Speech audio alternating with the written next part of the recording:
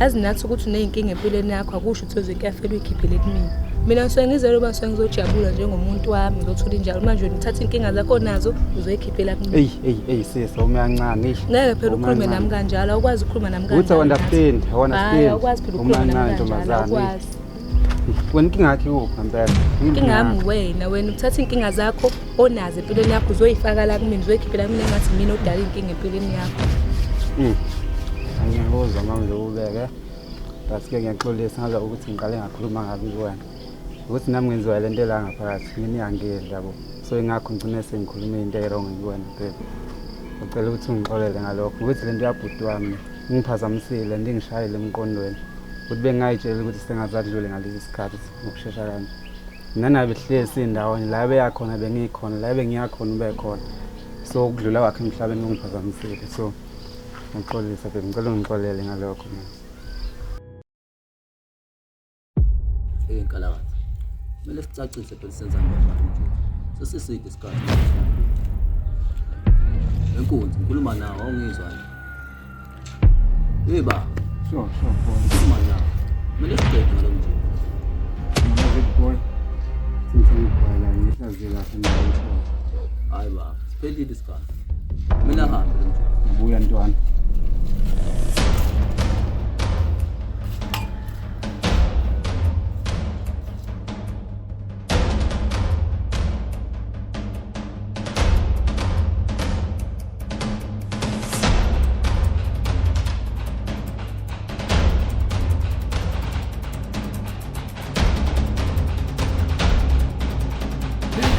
Kumele siqede ngalo muntu. Bengapheli isikhathi eside njengalesi sesiphelile. Kwangcono nazi nezinye izingaba seqhamuka. Lapho ezokwazi ukuthi sisize.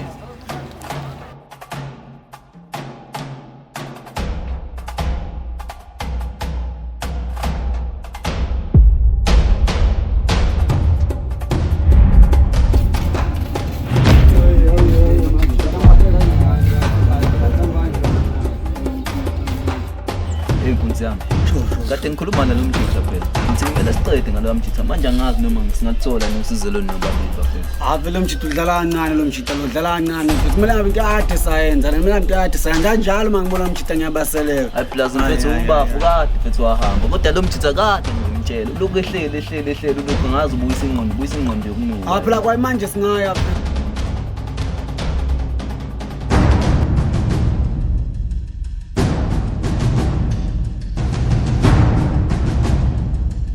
No, mfethu yazini.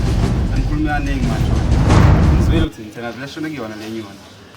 Kade vele Ngabe kade uJesu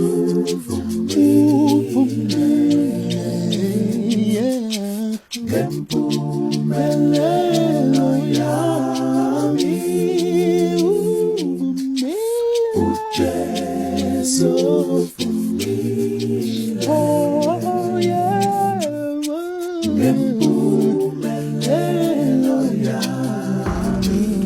Kahle bethu awuchaza ngempela into wakuyenzela nempela nje isinqumo esingaka wasithatha ukhethe nje Mfethu wrong wrong sentenza ulala mistake kwakumele uzame enye indlela hayi ukuthi uqede ngayo mfethu understand lo mjitha wayesengihluphe kakhulu ngeke ngidlule ngayo noma unjalo ayikho into kumele kumele ixoxe ilungile ndawo ngazi umkhiphe umphefumulo mfethu ukuthi nini uthi namagwala kakhulu ukuthi angazi into nginamagwala sona amagwala